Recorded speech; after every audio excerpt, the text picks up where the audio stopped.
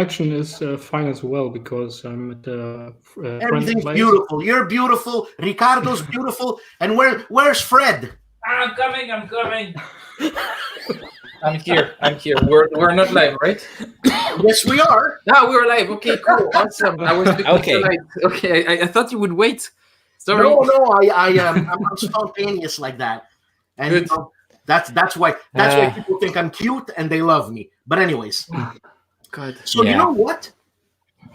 Jan wrote to me, or it was Fred that wrote to me, and he said you guys got some articles that were presented for the website. Can you please remind me of the website again?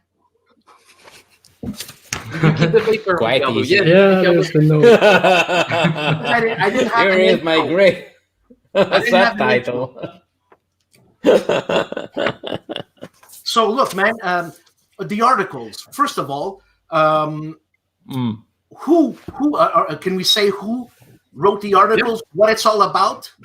So just maybe to specify and just before, it's like this phase is we get in not full articles. Yes, this is proposals for articles, but Jan can explain more maybe on the on who and what is being pushed. But just to say, like in this phase, we don't accept. So if someone is considering sending out something, they should be worried. We're expecting a very short proposal of an article, like a note of intent or something like this. So it's still open. Yeah, it's still open. I mean, the deadline is end of this month, but we have considered to maybe give it another week or so, because some of the interested contributors told us that they maybe need a few more days or so. Well, at this state, I don't know if we want to talk in detail already about the contributors and the themes or topics of their submissions, because of course, as is in such a big project like ours, we will have to read them carefully and to give them feedback, and then they will agree or will not agree to participate finally, and then there is another deadline for the full article, of course. But we are getting lots of submissions during the last days, and very interesting and insightful articles from various perspectives, really, like historical science or wargaming in the economic sphere and such things. And the only thing that might be a bit regrettable or not what we were aiming for, most of those were submitted by scholars, so academics. Okay. Yeah. And I mean, our target is that was regrettable? also to include players and designers and so on, but there are And also producers also, and Yeah. publishers. And publishers, yeah. And what were some of the topics that you got? Oh, something about the Spanish Civil War, like how is this specific war, also in the context of the First and Second World War, portrayed in board games, and how is this affected by memory culture in Spain and Europe, for example. And were they all English proposals? No, yeah, in English, but we have had, that is interesting, quite a few proposals from Eastern Europe. Nice. Which is an area where traditionally we don't think that there is much wargaming there. I don't know if this is a novelty of these last years, probably. But we have discovered a very vibrant wargaming community in Eastern Europe. Poland, Czech Republic, Hungary, and others.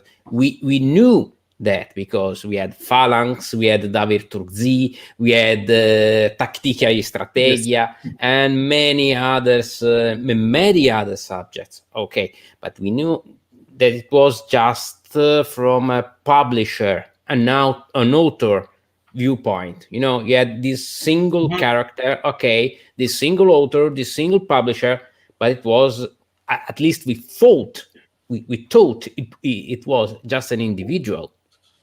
But we have discovered that there is a very, very active community in Eastern Europe, and we are delighted to see that, because that was one of the purposes of the project.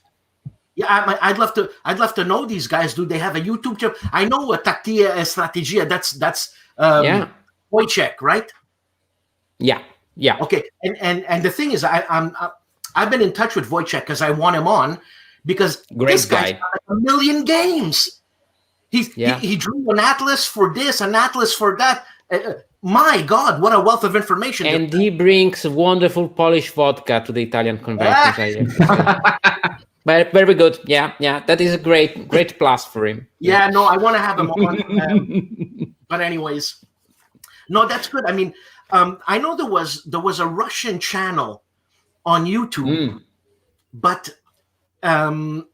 it's true. I have closed caption. I could put the translator on, but I stopped following them because I was stupid. I didn't put the closed caption because I don't understand Russian. All I know is Privyet.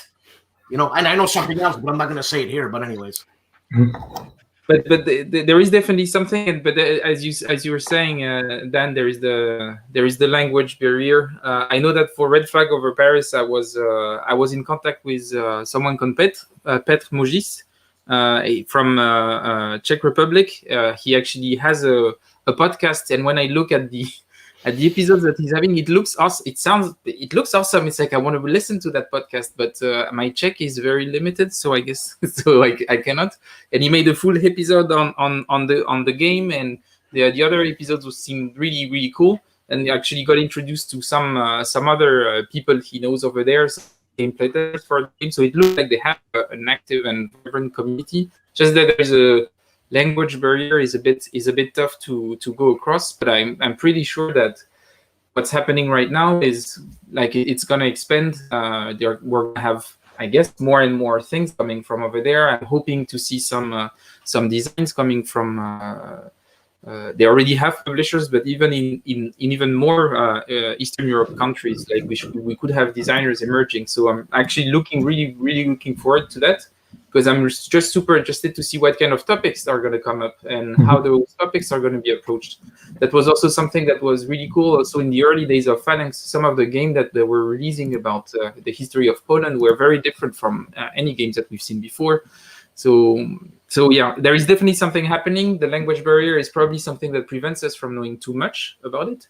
But the fact that people are reaching out to write articles for this initiative is great, and I'm really looking forward to see what's going to come out of it in the coming years. But there is definitely something. There's two Serb companies. There's Forsage Games, and there's the one who Principes Games. They just put out March on the Drina. Yeah. Yeah, It's a Kickstarter, I think. Yeah, yes. It was a Kickstarter, and it went very well. Good for them. And another great example of this is Brotherhood and Unity from Compass Game that was made by Tomislav Štipčík. He's a Bosnian, right? Yes, that's who's from there. Also super interesting, and it's a good example that actually I think there was a magazine Wargame about that event a few years ago, an American magazine. I don't remember which one it was, but like it's nice to have those perspectives coming from designers that come from those areas that have a direct experience, because it's often topics that can be very sensitive to to go through on like design wise. It's very it's a really tough topic. So coming with it with a perspective like this, and the game is really good. Like it's also a really good game on top of this. So pretty awesome release from Compass, and I think that's a really good example of stuff happening in Eastern Europe right now. Definitely. I remember when that civil war was happening. Like I was a kid. Well, a kid. I don't know how.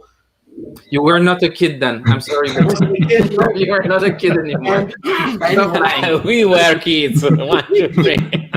And I remember we were kids. Maybe Dan and I were kids, but Riccardo and Dan, not sure you were that young anymore. No. I remember all We were these guys. We were guys. I remember all these events happening, and it was really heartbreaking. It was, I mean, they had the Olympics. They just had the Olympics like a year before, man. Then you have to consider that in Italy it was very close to us. All the cities on the Adriatic coast, that is on eastern Italy, could hear gunfire. Get out of here. Coming out from Yugoslavia, because the Adriatic is just a lake. Okay, it's very little as a sea.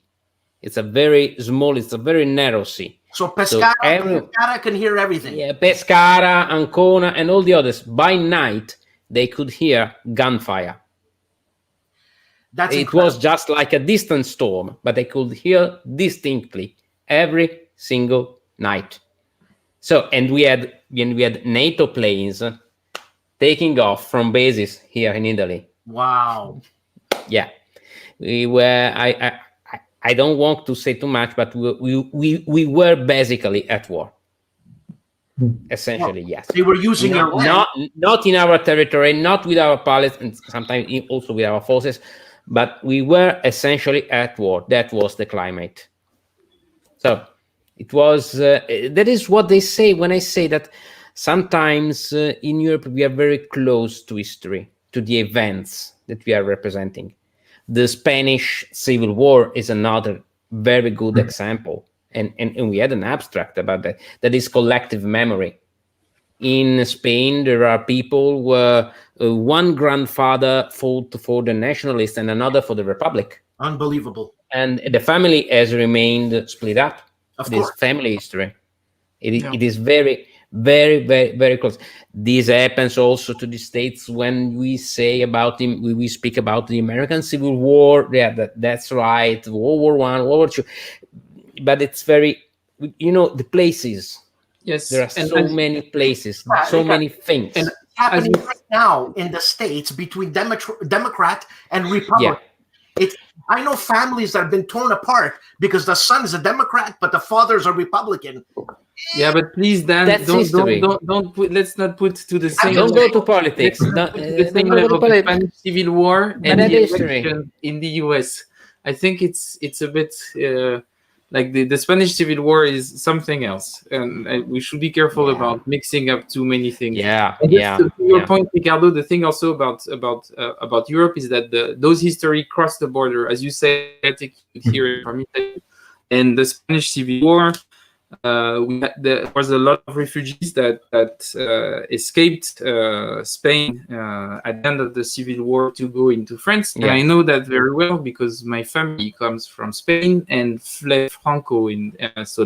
So my mother's side were just Spanish people that just went across the Pyrenees and stopped in the southwest of France. So yes, there is an organic contact with a lot of those topics, but I don't know. I think what was the subject that we had? You just brought something up that was very interesting for me, and it's going to tie into you guys. Now, you guys being historians like that, okay? No, I'm not. No. But actually, look, Jan, you're from Germany. You're in Hamburg right now, right? Hanover. Hanover. To me. It's not the same thing. I know, man. Anyways. So I'm watching this German TV show about the German aspect of World War II, right? And whatever action is going on. So I said something on Facebook. I don't know, but Yarrow from Phalanx Game, away, he nails me in the head. You believe that bullshit? Now, you guys being in Europe, when a game comes out that affects your expertise or where you are, when you read the rule book, do you notice a lot of made-up history and ambiguities? Like, do you read the rules and you say, man, no, what does this guy know? That didn't happen. This is what happened. Boop, beep, pa, pa, pa, pa. I live 5 minutes away from here. I think that the thing that I see the most often is not necessarily the most frequent thing is not necessarily a comment about history itself or the point that the designer is making, but it's also a lot of like stupid erratas, like either the cities being placed at the wrong spot, them not being spelled correctly, or for example, I think it was High Flying Dice Games that released this really cool game by Tom Russell about the 1870 war. I think it's called Von Moltke Triumph.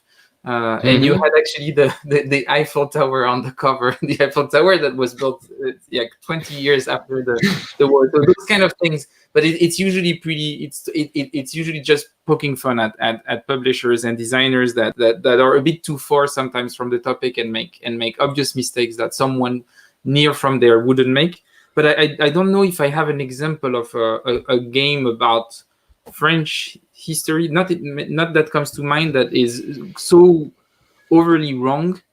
Like most of the time, designers, they are also passionate about history. The fact that they are far away from it doesn't mean that they really didn't deep dive into it. So I don't have an example that comes to mind. I don't know. Maybe you do, Riccardo. Yeah, as an Italian, I have many examples. Okay, let's not speak about World War II. Okay, let's not speak about it. No. I the late Richard Berg. Okay, Pastor in Campaign for North Africa. Everyone took that rule seriously. It was not. It was a joke. Okay, but the image, the Pastor rule. Pasta rule, you know, Italian units in the desert had to spend the double of supply points because they used water to cook pasta. Because their rations had pasta and spaghetti, so they used so much more water than German and the Commonwealth troops. So every single Italian unit had to spend the double of supply points. Okay, that was a joke. People took it seriously, but there is that problem because people took it seriously. That was a joke by Richard Berg. Richard Berg was very knowledgeable. He had a very deep knowledge of Italian culture and Italian military history. But that's because war games, as I said also when I was speaking with Harold Buchanan, is popular history, is not academic history. Okay, is about the image, the perception of history in popular culture. You can trace a bit of a history of perception of war through war games. That will be very interesting to do. So yes, when we see a lot, not mistakes, not direct mistakes, you know, that play was not here. It can happen, but not many direct mistakes. There are mistakes of approach, of general vision.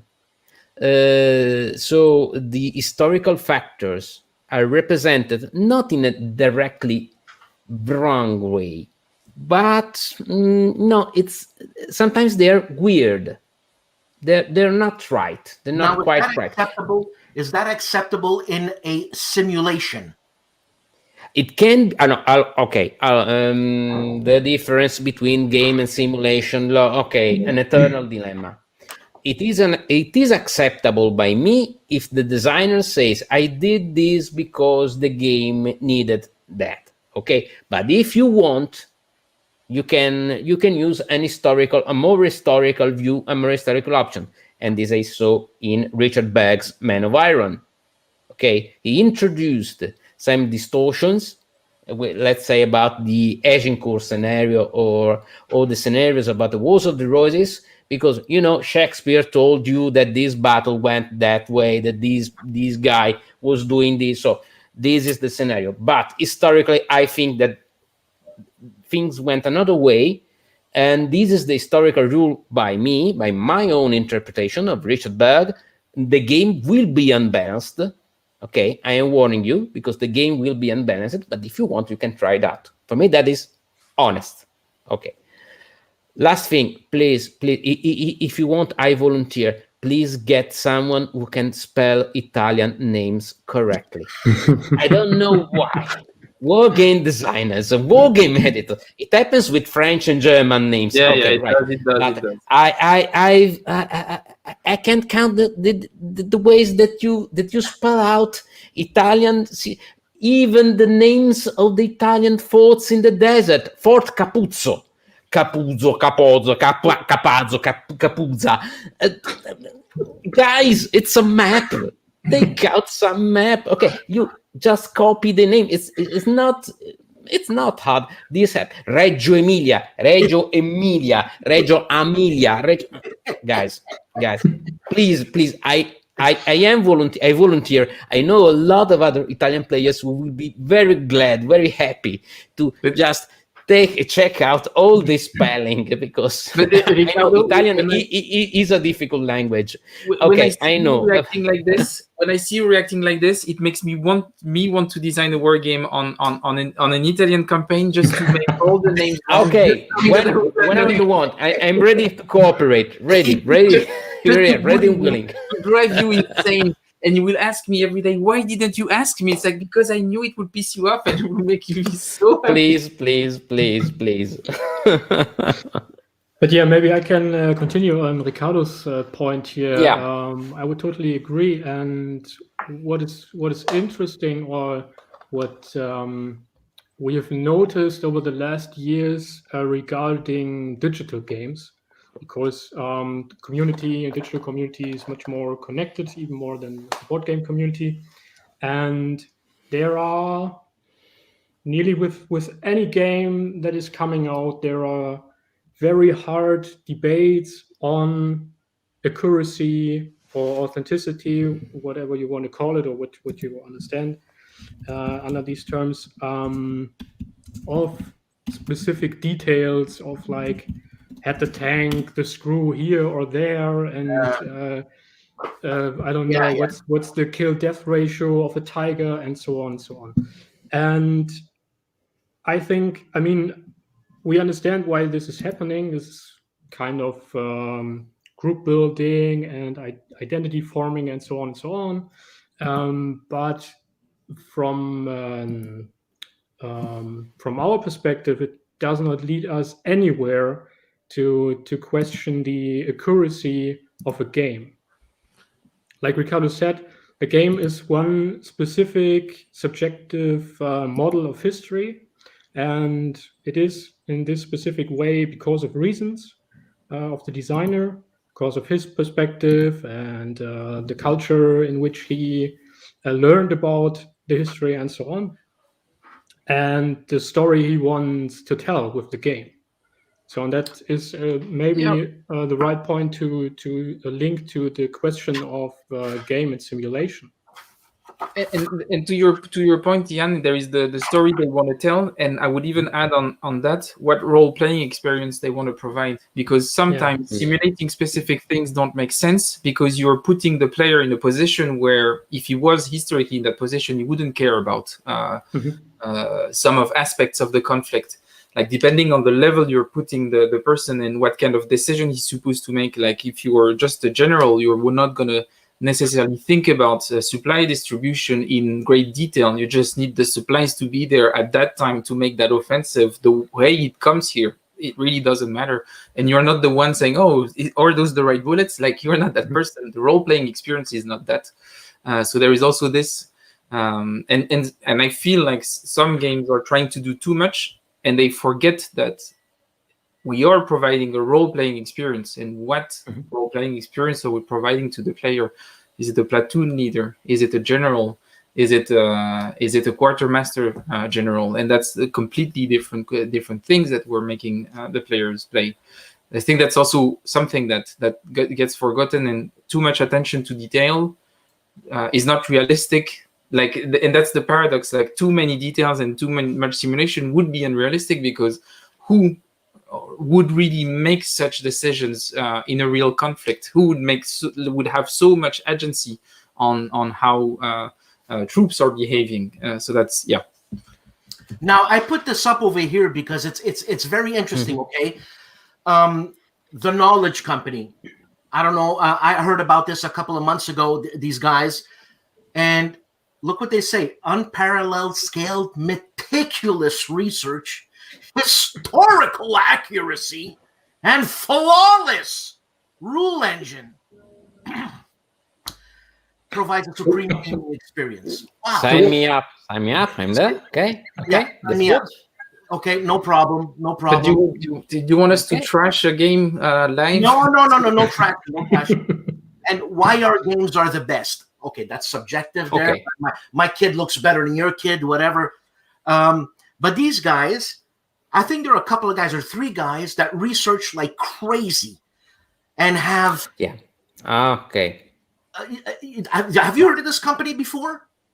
Riccardo? Yeah, I heard about. Yeah, I read something about it, and they. I never played one of their games. I know friends who know their games.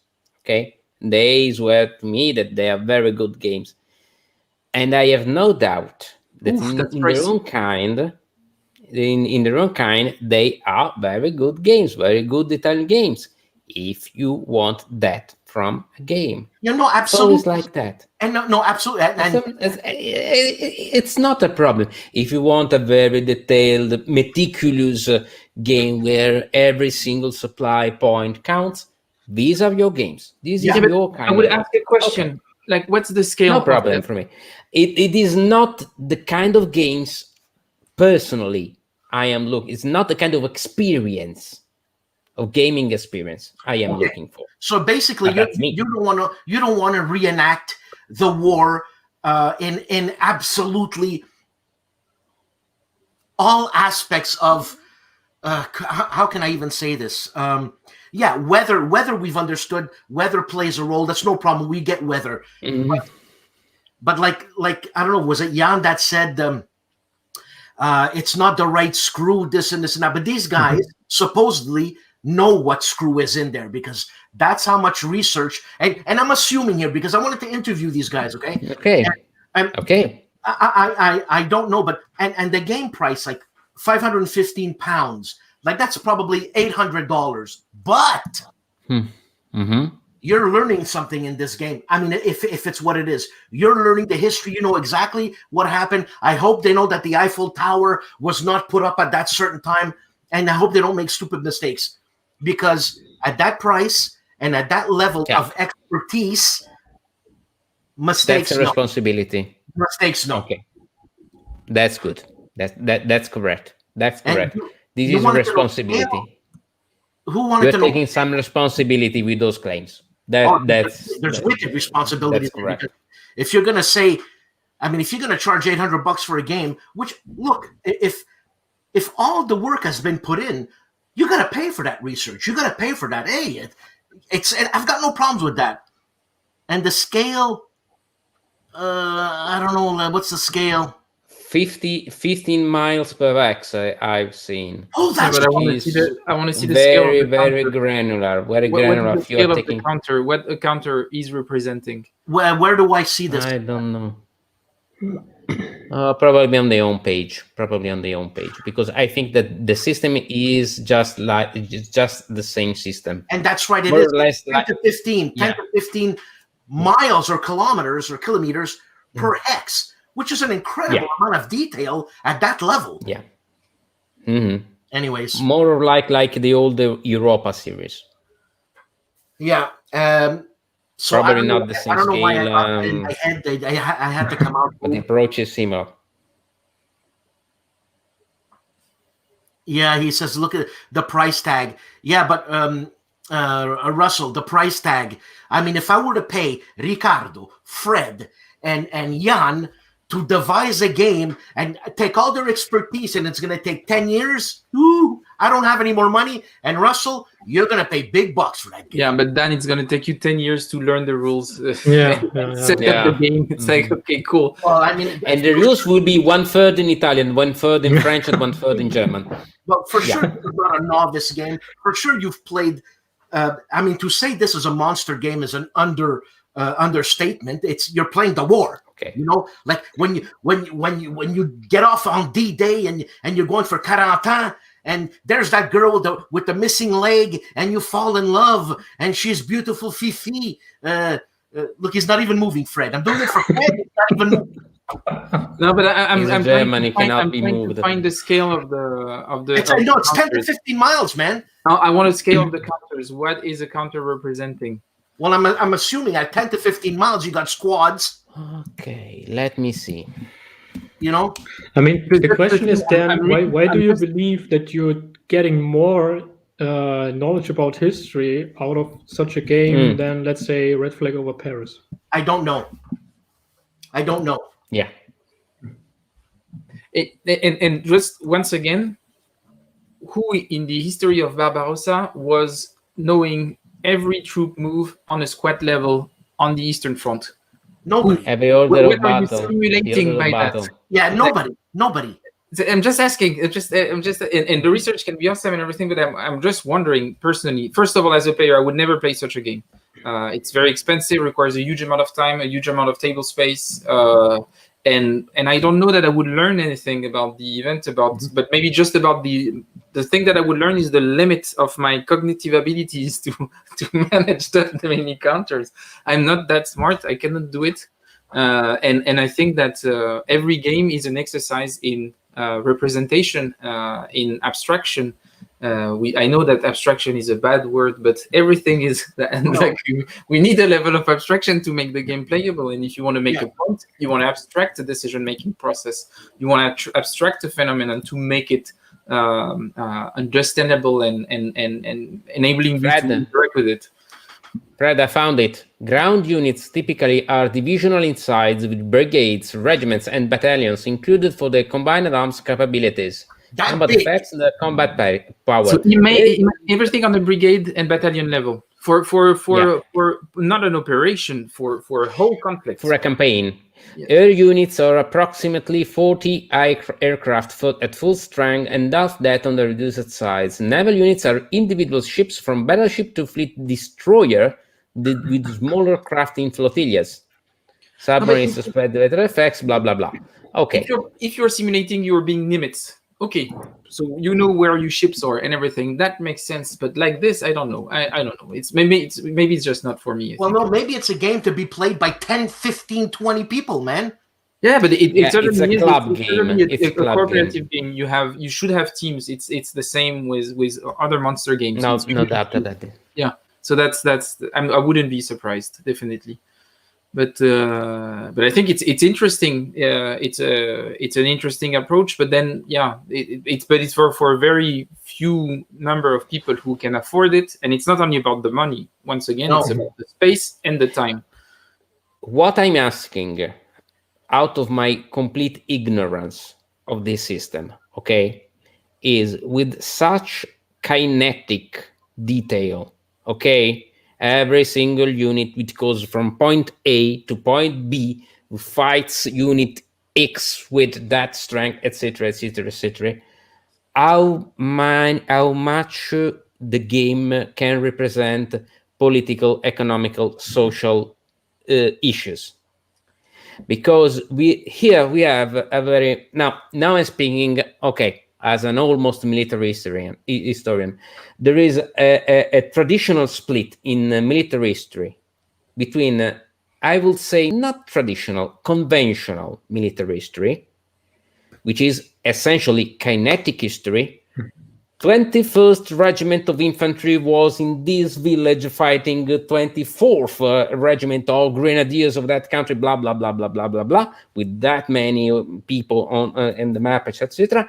And another unconventional approach, a multi-dimensional approach to military history, to say, the 21st Regiment of Infantry was there for this reason, and this reason, and they were equipped in this way, they were led in that way, and the commander made those choices because this was his cultural background, blah, blah, blah. Okay.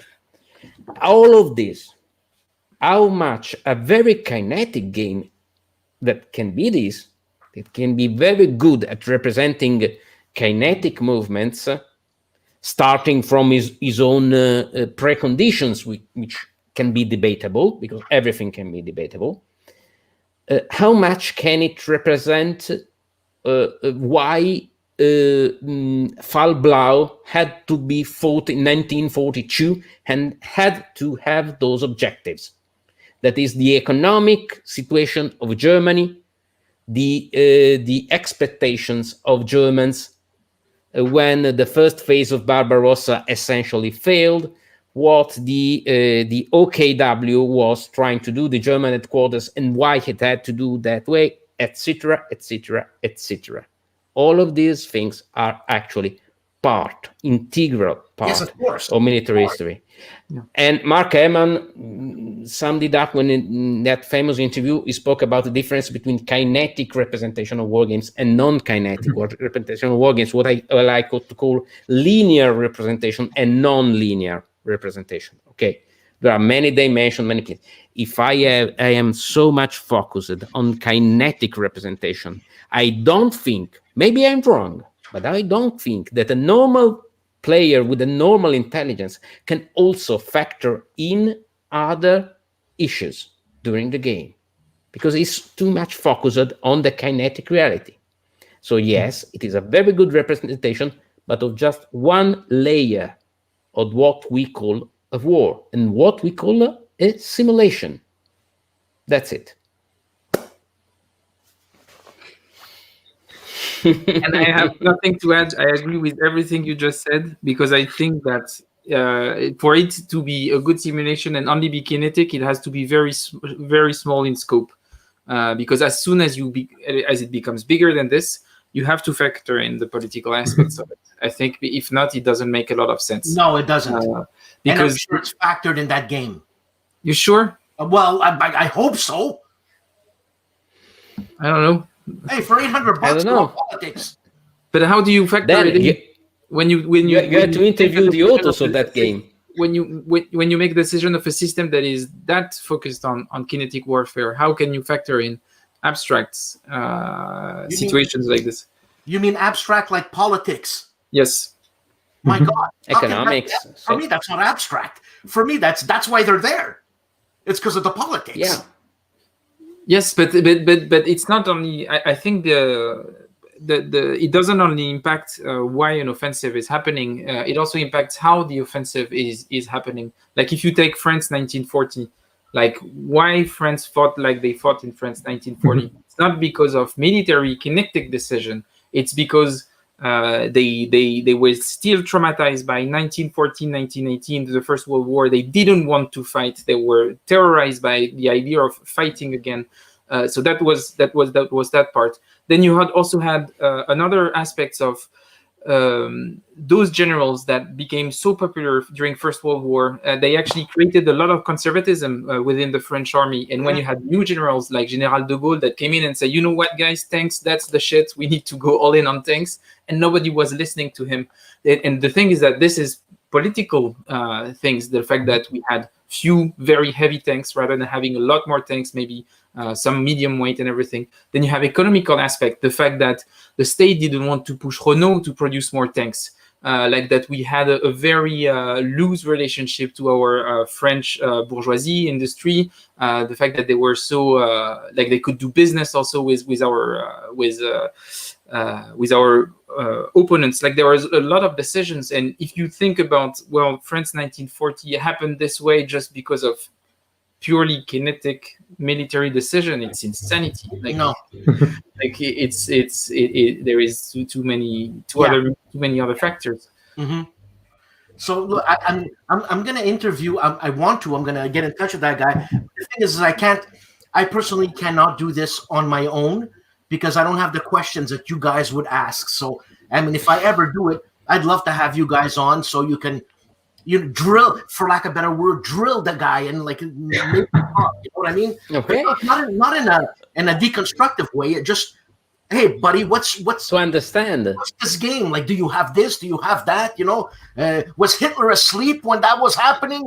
Was Mussolini sleeping with Patacca or whatever, Patacca, whatever her name is? You know. but it's very. But then again, for me, I see those games definitely having an audience, and I understand what they can find in it, and I know that for a lot of people, the puzzle aspect also is super satisfying. Moving stacks, optimizing your combat ratio from one thing to another, and I can totally understand that. It's just that personally, it's not something that I'm very interested in. And I wouldn't spend 1,000 hours playing a campaign on a battalion level for a full campaign. But I can understand why people will go in. It's just that it's not something that I feel. So really... I'm just curious. I guess I don't know, and so that means that every single battle that they do, there's a setup for it. There's a pre-setup. You're not just starting the war from 1939 and then you're just going. So probably you have an entire campaign which will last. It looks like it, 6 years. Yeah. Yeah, because 6 it looks years like of playtime. The games are 20 or 50 maps, and they're supposed to be together, and then you have this idea that it's a constant flow. And I'm not even sure. I would be curious to see if I could see maybe an after action report, because I don't want to play it. But does it represent well an actual campaign? I don't know. I don't know. And all basically, when you play a simulation, I don't know what the mindset is, but are you following in history, or do you just go another way? Like, for example, I'm playing the Japanese in 1941. I'm not going to attack Pearl Harbor. I'm not going to do it. That changes everything. You will probably lose in 1942. But you know what? So maybe you just don't declare the war, and you come to a more peaceful agreement, and you keep some of your co-prosperity sphere in Asia. So maybe there is a diplomatic potential ending to this. Yeah. But the problem is you don't simulate that with battalions and hexagons. Like, you simulate that by something else. Because if you don't do Pearl Harbor and decide not to trigger the war with the US, then it's a whole different game that you're playing. Maybe it's more like a Triumph and Tragedy, where you can win without even starting a war. Yes, for example. Exactly. That could be an option. Look at this. This is going to be. That is interesting. Okay, yeah, that's interesting. Now, why will it end in the same historical situation? There's no way, AJ. There's no way, because I don't want to attack Pearl Harbor. I'm not going to do it. So there you go. But I think I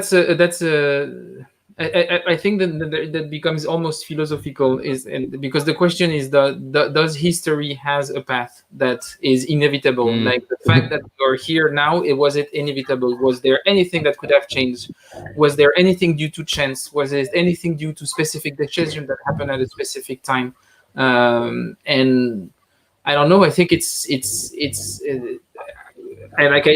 think it personally. I don't think so, but I can understand that someone thinks, well, this is destiny, and it was always bound to happen. But in that case, just don't. It's good to play games that involve dice. I guess it's a bit of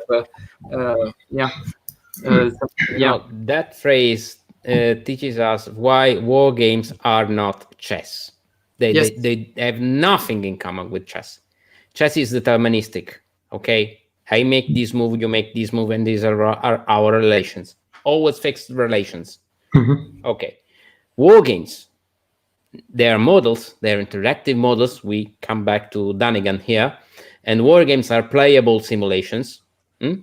I don't think that a simulation must have a fixed outcome. Yeah. An entirely fixed outcome.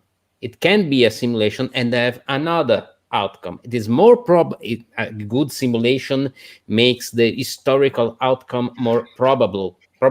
Okay, yes, that's right. Because those are the factors. Those are the relationship. But there are two things to be considered: the random element, the ponderated randomness, and the decision by players. There is one thing change everything. I think I agree with. I see your point about a good simulation or a good representation will tend to reproduce the historical outcome. But if you say this, it means that you think that the historical outcome was probably the most probable one. But Not always. Yeah, that's true. That's true. Sometimes maybe the simulation should show that the most probable outcome was very different than what happened historically. Absolutely. And I think that's because maybe someone was crazy talented or something specific happened, or because this moment in time, the Black Swan event, something like this. And I think we should be careful about saying, well, the historical outcome was the most probable. Maybe it wasn't. But always remember that historical outcomes are not digital outcomes, 1-0, okay? They are graduated outcomes. There are many kinds of victories. There are many kinds of defeats. Okay, so for example, the South in the American Civil War probably would have lost anyway, but there are a great spectrum of the kinds of defeats of the South. They've been close to winning at some point. Yeah, at some point. So probably it was very hard to them to win in a traditional sense. Probably they had to, at least they could hope to get a draw. But also in defeat, there are many different levels of defeat. And that is the margin of the simulation. Okay. And this I agree. And I think in my opinion, one of the hard thing to do as a designer is defining what is victory. What does it mean? Does it mean the same thing for the two faction? What is the definition of victory? And that's very hard. And that's already one of the discussions. Like, what does it mean? That's the first thing. But then I agree that outcome is a spectrum from total defeat to total victory. But then again, how do you place those axes? Because what is victory? But then again, saying that the historical outcome was probably the most probable out of 100 possible outcomes. It is not always true. Sometimes the outcomes are pretty spectacular. And I think I agree. In Phil Sabine's book on simulating war, where he says that there is a risk here. It's like to think that was the most probable outcome anyway. And how do you factor in the fact that this specific event, maybe it was supposed to happen this way. And then your system is supposed to represent the fact that it's actually balanced completely. And that's really hard to do. And this is where Sorry, I would stop my rant now. I'm trying. But I know that Phil Sabine has somewhere in his book this diagram that. Okay, but Riccardo, you said that war games are not chess. I know nothing of chess. Okay. Okay. Now you said when that person makes a move, you react. Mm-hmm. You react. Okay. In a programmed way. Deterministic. Okay, if I send a pawn against your queen in chess and I make the right move, the pawn will always defeat the queen. This does not happen in a war game. In a war game, it is not even sure that a queen can defeat a pawn, because the pawn can still get that lucky shot that makes it survive an attack by a queen. And this randomness is not arbitrary, okay? It is ponderated. It is based on historical dynamics, in historical factors, even in fantasy war games, because they have a certain coherence, inner coherence to that war, to that fantasy world, science fiction, etc. So, yes, for example, in science fiction, a single X-Wing could take out an entire Death Star, okay? But that was very hard. Okay, it happened. Fantasy, a science fiction war game, a war game about Star Wars, has to factor in the exact probability of an X-Wing taking out a Death Star, and that is the same probability. So yes, probably the general outcome is the more probable.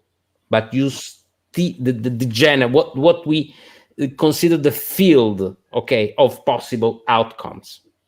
But there is a freedom element in games, because games are not reenactment. I'm not reenacting the exact same campaign, military campaign in all the details, because that will not be a game anymore. Okay. Because game has not fixed outcomes. It is inside the concept of the thing. Yeah, it really depends on the system and the rules and the victory. Also digital games, Jan. Also digital games, yeah. Sure. Yeah, yeah, No, Fred, go ahead. Okay, I just wanted to say I'm a big friend of the concept of radical contingency. That's a theory coming from sociology and politics, but never mind. And that's the reason why I would wholeheartedly disagree with AJ, because if we say games are simulations, and we haven't discussed it yet, but I would say so, following Huizinga, then there even is no aspect of chance, like many players would say, throwing the dice. So this is based on chance what effect is happening, but this is an abstraction of contingency. History is all about, or our daily life is all about contingency. There are various factors, and they are the base or can be the base for specific outcomes. But there is no determined connection, no fate or something like that. But and it's also not even just chance. There are preconditions, and sometimes they come together to a specific effect or event, and sometimes they don't because of several reasons, millions of reasons. And if a game offers me the opportunity to play it again and again and again, and each time come up with a different like a different way of playing it, different end state, and Outcome, if it is possible for me, an outcome, if it's possible for me to tweak, let's say, a little rule in the game and see which effect does it have on the whole gameplay and the outcome of the whole game, then it's a really good simulation. If not, if I always have the same outcome, if I only have the so-called historical outcome, it's not a good simulation. Yeah, and I think that's a really good point, and I think it's also something that, and I think we discussed this the first time we met with, I met with Riccardo and we started discussing. It was actually when I talked about the formula that I gave for depth was the number of potential chances and the impact that will have on the final outcome. And I think if your system is not providing potential different outcome, then it's probably not a good simulation because it doesn't leave you the option to make a bad decision and see how bad this decision was, and actually you can generate the historical outcome. But yeah, then sorry, you have a question. Jan. So just so the normal people in the world can understand what you said there, because I don't have the intellectual capability of even. You're talking about chaos theory, like. Yeah, not really. No, not really. See, I don't even understand what you're talking about. I'm trying to fit in, guys. No, but what I want to say is that the factor of chance, even in a hardcore simulation, I think has got to be there. Yes, it has to be there. Yes. Who's the American guy that took down 1 million Germans with 2 bullets in World War II? He saved his friends. He's got 7 medals of honor. What's his name? He made movies and all that. Yes, I remember the one from the Pacific War, Gian Basilone, but that was in the Pacific. Okay. Yeah, I can't. So for me, that's. I only remember Brad Pitt doing this. Yeah, no. No. Please. The chances of this guy's survival were zero. Because you can't. I can't believe that the 100 Germans that were there wasn't one guy who had a good shot. Odi Murphy. Okay. But that's the chance. That's the roll of the dice. So I don't know when AJ says a true simulation. Does a true simulation involve chance? This happened when I saw the last Midway movie, last movie about Midway. And why you see that there is that pilot who by himself takes out a couple of Japanese aircraft carriers with his own dive bomb. But I said, okay, yeah, that's right.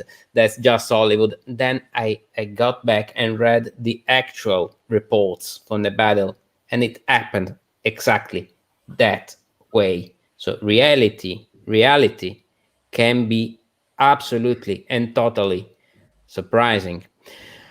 But a simulation still must have a statistical basis. Yes. Okay, a simulation must have individuals, single great commanders at every level, tactical, strategic, etc.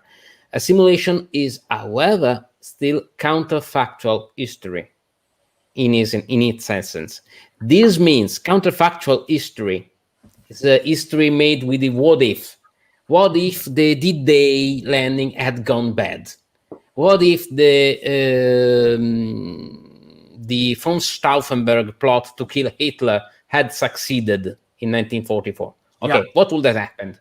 What if what if Barbarossa succeeded or England were invaded? Yeah. Okay, but it is still history. It is not just fiction. It is not literature. It is history. This means that counterfactual history says that, okay, we can devise this alternative scenario. Okay, we can try to see what happens, but still based on actual historical analysis. And we use counterfactual methods to better understand actual history. We analyze what has not happened to find out the inner dynamics, the deep historical dynamics in another perspective, to understand why things went another way. Mm-hmm. We try to understand how Barbarossa could have succeeded and what would have happened to understand why Barbarossa failed. Exactly. Yes, and that's what this is what war games are great. They're used in the professional field exactly for this reason. These are the insights. Yes. What professional wargamer call insights. And that's you take the elements, you let them interact in a free but ponderated and reasoned way, and you see why they work in that way. And I think that's a really good point. And that's just to the question, because the question is the what if makes a game not a simulation. And I think the fact that you have a what if, it makes it a good simulation because you will see what would have happened. And if you made the same decision, the outcome will be historical. And I can understand that the expectation is, if I make the same decision, will the same thing happen as historically? That's an expectation that you can have as a player. And often it's a good way to understand history. You understand the system and you say, you know what, I'm going to read the historical notes and I'm going to do what the Germans did. And I had the example this weekend. I played France 1940. It was the first time that I played the game, and we played the Dynamo scenario. And I saw an opening on the side of the Allied French flank, and I went all in. Mm-hmm. And I was like, "Oh, that was surprising!" And I could do a pocket around Lille and cut them off, and they couldn't retreat into Dunkirk. And I actually saw afterwards, reading the history, that this is also something that the Germans saw, but there was the halt order coming from Hitler made it they couldn't exploit it fully. And I got lucky enough that the halt order didn't impact some of my panzers that were specifically at that small gap, and I could rush in. But then again, I think it was a good simulation in a sense, because it showed that, well, it does provide an historical outcome if you reproduce what the actors did at that time, and the outcome is more or less the same. But it, exactly as you say, I think you're spot on, Riccardo. The fact that it shows you what would go wrong if you don't respect history, or how things would have been different, to show you what doesn't happen, is also a good way to make you understand why it happens. And I think great games does that. Like a great game on I have wait, just have an example of this. Can I? Yeah, hold fast. You know what, please, I don't know if I'm confused, this and that, but in a simulation, is there not a combat results table? But a combat results table is a good tool for simulation because it's a good statistical tool. And I would say combat result table that uses 2d6 for me is the perfect. It makes me happy. Here's your chance. Here's your fucking I'm more a 1d10 guy. I'm more of a 1d10 guy. Double D6 is perfect. It's a perfect distribution. That you have a normal distribution. It's you have a bell. Yes, a bell you have curve. a nice bell, and you can actually decide what's the most probable outcome, and you put it around the 7, and it's awesome. It's great. So that's as a gambler. So that's the thing. But just for reference, there have been great articles by Trevor Bender on C3I about war games as counterfactual history.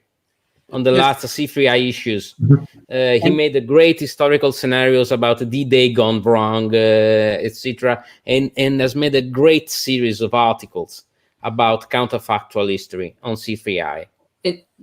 And the other example that's why I picked up Oldfast, but I wanted to find the name of the city in Korea. But it's like a good game, strategic level game on the war in Korea will make you see why you do an amphibious assault Ishan as the US. And that's the thing that it should let you the option of not doing it and getting crushed in Busan. But it should show you that if you do that, it makes sense, and you need the system to show you. It's like, oh, I'm doing this. Oh, I'm cutting all the supply. They have to fall back. They are screwed. This makes sense, and that's really cool. But so it needs to be potentially counterfactual to be effective as a simulation. And I found it. I found the thing in the book. So it is the thing that I was talking about for the distribution of outcome and the potential of the Black Swan event. So it's in Phil Sabine's book. And I don't know. Yes, and I think that's a really, in that section it's chapter 4 on simulation research, and it's I think it's like he says everything. Like he the guy is a genius. Now something else. Absolutely.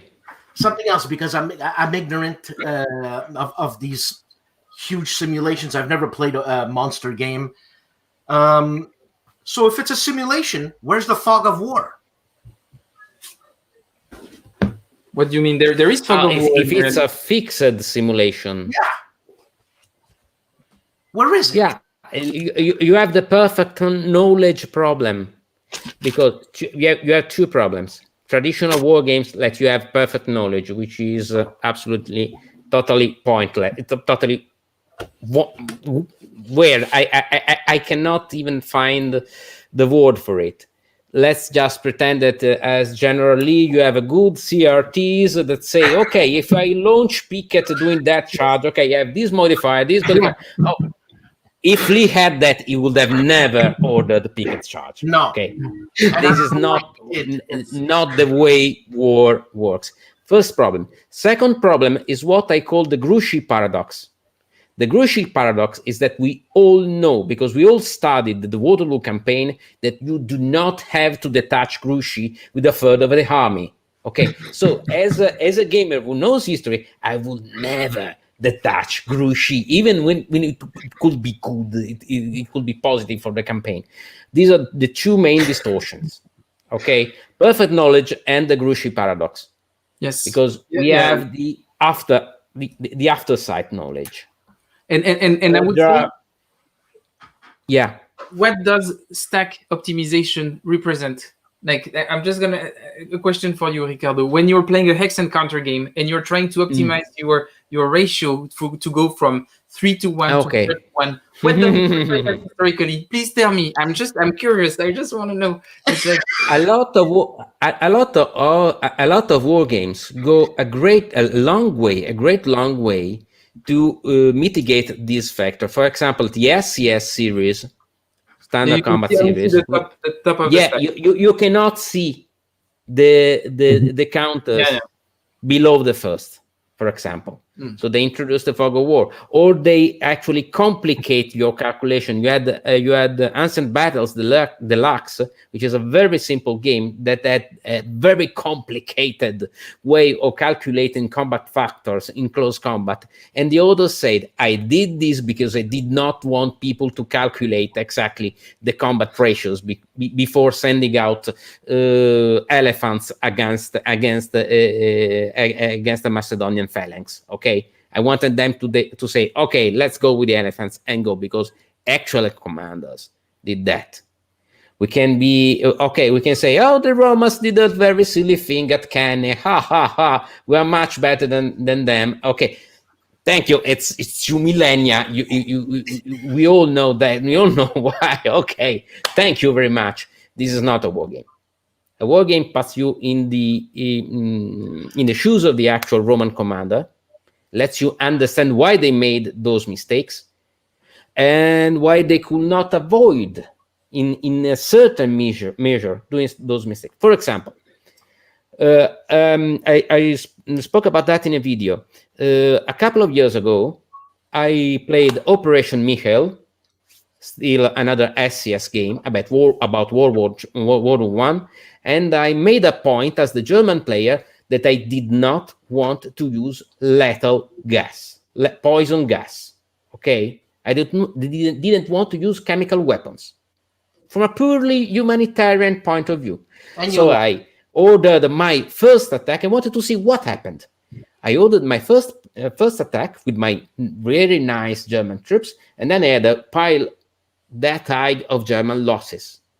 And I understood why German commanders had to use poison gas that was terrible to avoid their own losses.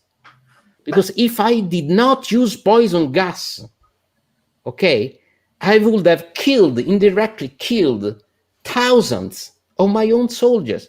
I'm not saying that it is a good thing. No, but it's not a good thing. Because as soon as you open that box, you actually open up for others to use poison gas. So how many people did it kill to start doing it? Yeah, and that is the moral dilemma, and you're right with that. But taking away the moral dilemma, this was an insight. Yes, this was an insight, guys. An historical insight. But maybe just one thing before we cut on this one, because it's one point that I want to talk about, because I think that it's very hard to have you giving you. I think that war games giving you moral insight is really tricky, because playing a game is abstract because we want it to work, and it creates a distance. When you're sending a stack of counters somewhere, you're standing, as a player, that is cardboard. And I think it's very tricky to do a statement about morality. I think it does say something about the efficiency, and it can help you understand how come people would have made those decisions. But I think the moral aspect is not something that can be treated within the realm of wargaming. But yeah, I shut up then. No, this is very long. Hold on a second, Fred. That was very interesting.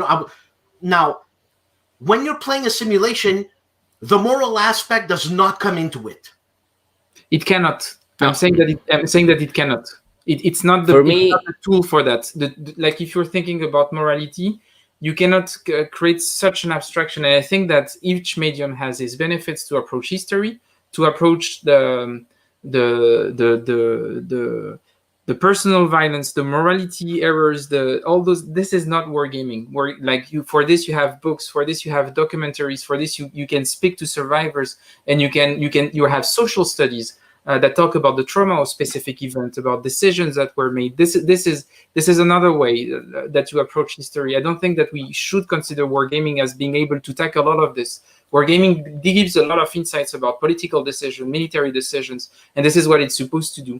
Talking about the moral aspect of it, it becomes very tricky. But still, as a designer, you have to make some moral choices. There are some things that you don't want your player to do within the context of a wargame, because you know that tackling those topics using wargaming is not the right thing, and it's not moral to ask your players to do something during World War II that is abstracted. You cannot abstract stuff that happened in World War II. That's not moral, and the medium is not made for it. That's just Yeah, I would say games can certainly make moral points, but Not war games. Probably not war games as we understand them, right? Well, look, I was looking at Lock and Load Tactical Trial of Strength. I think it's a it's a Barbarossa game. Okay, there's 1,000 counters, blah blah blah. You know, Lock and Load, everything is gargantuan.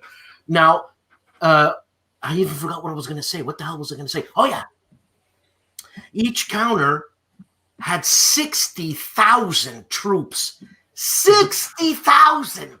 Now I'm thinking of myself playing that game. So before I send 60,000 troops to their death, I'm not going to do it. Then maybe it's something about the experience is that to be a general in the military, you need to be a fucking sociopath. Maybe that's the whole thing. Sorry, that's why that was a joke. I didn't. That's why, Fred, I disagree with you because at least for me, he makes sense that you gotta be nuts, man. Okay. Yeah, no. But the moral aspect, okay. At least for me, this is very subjective, okay, because everyone approaches simulation with his own approach, and they're all valid, okay. So I'm not making any judgments. For me, I am not shutting off my conscience when I play a war game. That's not what I'm saying. Always have my moral aspect, but I am when the war game teaches me how and why military commanders had to shut off their own morality. This is very subtle, okay? I am a player. I am not risking anything if I lose, okay? It's a game. Yeah. I'm not risking anything. It's not reality. This is another, once again, Oizinga. It is a game is not reality. It should not be reality. Okay. And this detachment from reality allows me as a player, as an observer, not a neutral observer, but because there is no such thing as a neutral observer, but as an observer, to detach myself from the morality problem. But I still, at least for me, it is something still going on in my mind.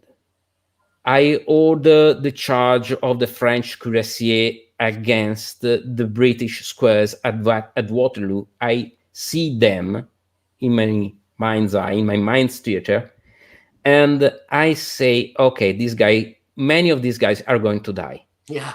I'm sending them to die.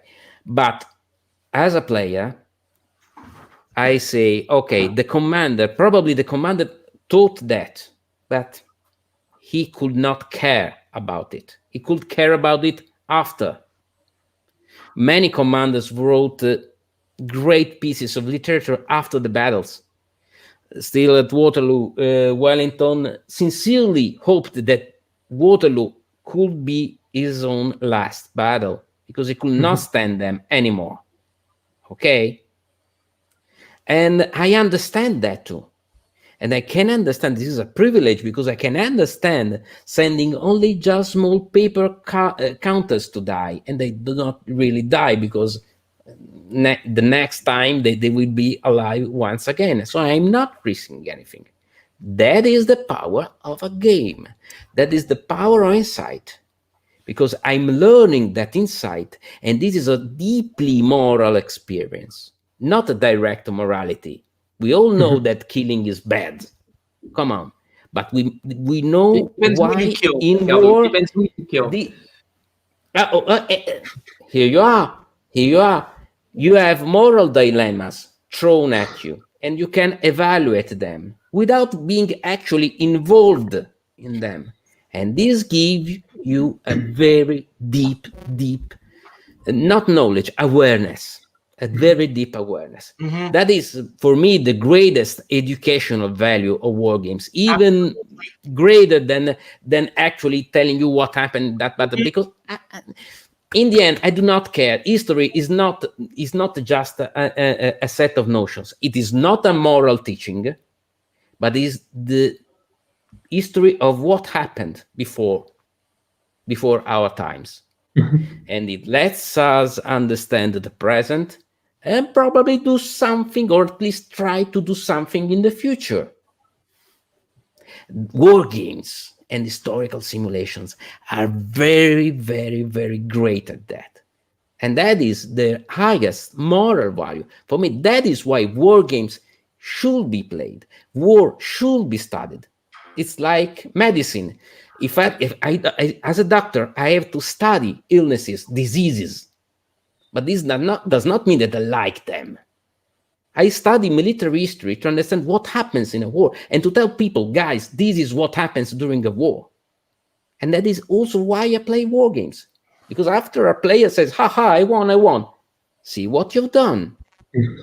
Gentlemen, we've passed our time. We could go on for hours. Yes. We could go on for hours, but let's keep this for future conversations, which I think is fantastic. And then I want to say something. It's like you invite us to talk about the Euro Wargame thing, and we usually talk about it for 5 minutes, and then we go on and rant on completely. I know.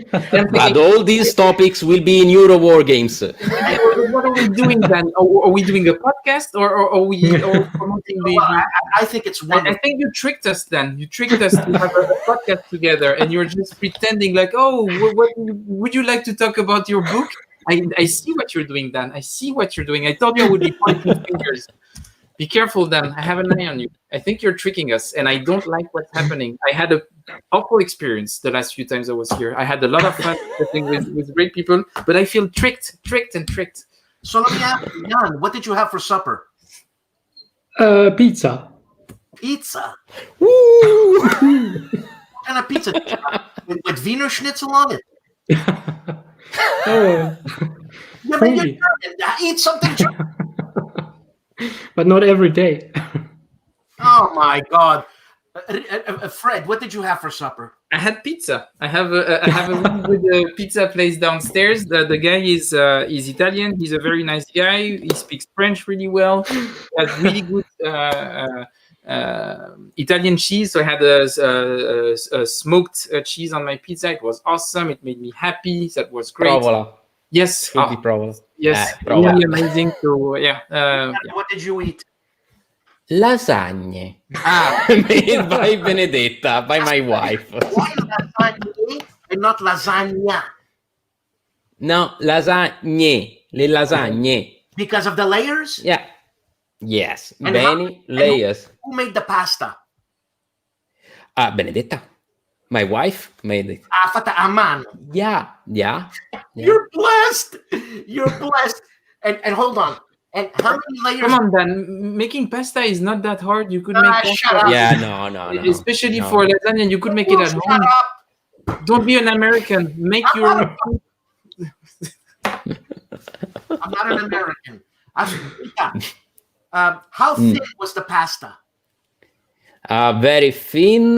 We had, I think, five layers, maybe five. Okay, 'cause Five when I different make- layers of when I pasta. make my own organic pasta, whatever, because I am Italian, as much as you don't believe it. I put about 10 layers, and it cuts beautifully, and it melts in your mouth. Oh, Madonna mia. In Italy, we say that you have to be able to read the newspaper beyond the pasta layer. That is the true. That is how thin they should be. You should put them on the newspaper. If you read it, okay, it's good. You know what, Fred? I'm embarrassed for you that you had a bloody pizza. I understand, Jan, because what did the Germans know about food? But I mean, you. I live in Denmark. What the? What? Order a baguette from FedEx. So you know what? No, and I'm joking. We have really good food in Denmark, so it's a joke. So to our Danish listeners, Politically correct, Fred. Okay. I'm leaving soon. I will tell you everything about Denmark as soon as I'm out. 15th of December, everything will be said. Can I say what I'm eating tonight, Sangue de Dio? Yes. What did you eat? Yeah. No, what did I eat? I'm gonna eat because we have. Yes, that's true. But you had lunch already. Yeah. What? Yeah, of course I had lunch. Look at me. Yeah. Anyways, what I'm having is lobster tail. Enfoiré. Attends, mais j'ai pas fini là, hein, putain. Oh là là. Avec des how do you say scallops in French? Des coquilles Saint-Jacques? Ben, qu'est coquille Saint-Jacques? Non? Forget. Non, c'est un autre truc chelou. Scallop, c'est un gros. Wait a minute. How do you call this? That's a weird thing. It looks like coquille Saint-Jacques, but actually, it's about that big. It's freshly caught from my brother-in-law who fished it off Norway, and fresh aigle fin with a nice bouteille de Chablis, belle sauce. Huh? Jan, here's your pizza. Fred, okay, guys. So we have a cooking show now. That's the thing. So we have you have to make a decision then. If you want to have a podcast with us, it has to be a cooking show or a wargaming show. I was calling Maybe next time. Kyle, see Italian stereotypes. Kyle, we are a stereotype. That's what it is. Huh? And here comes again the pasta rule. See? And it makes a lot of sense now. Now I understand why it's in there. And by the way, about the cooking and wargaming, there is a Twitter account, the Wargame Cook or something like this. It's a guy called Luke, and each time he plays a game, he cooks a dish from the place that he's being playing. It's an amazing Twitter account. Everybody should follow it. It's great, yeah. Send me the link, please. Yes, I will send it to you. The guy is amazing. It's like I'm sending, like I'm telling you now. Every game that I will release, I will send him a copy for free just to have a picture with a dish next to it. I want all of them to be done by him. It's okay, Fred. I had to pay for your game, but anyways, okay. Thank you very much. It's a joke. Jeez, thank you for so sensitive. Yes, the paper. Get paper. So your war games. Yeah. Oh yes, okay, yeah. So these discussions take place on a much more serious note than we did here. Although it's me that's the clown. You guys are not clowns. Actually, you know, Riccardo, the name Pancaldi means hot bread, right? Pancaldi. Yeah. Okay. And hot breads. Okay. Okay. It's plural. Okay. And I'm a clown. I've always been a clown. I always like jokes, this and this and that. So we did a little bit of family research, right? In the medieval times, we were jesters. Whoa. Ooh. That makes a lot of sense. I know. Family tradition. I love it. Now I see. This explains everything. Yes. Okay, guys. Thank you very much. Thank you, Dan. That was awesome. I'm just gonna. Oh, you know what? Let me do the professional thing here. Okay, so, you've been telling us to shut up for 20 minutes. Bye. It's on you. Bye. See you soon.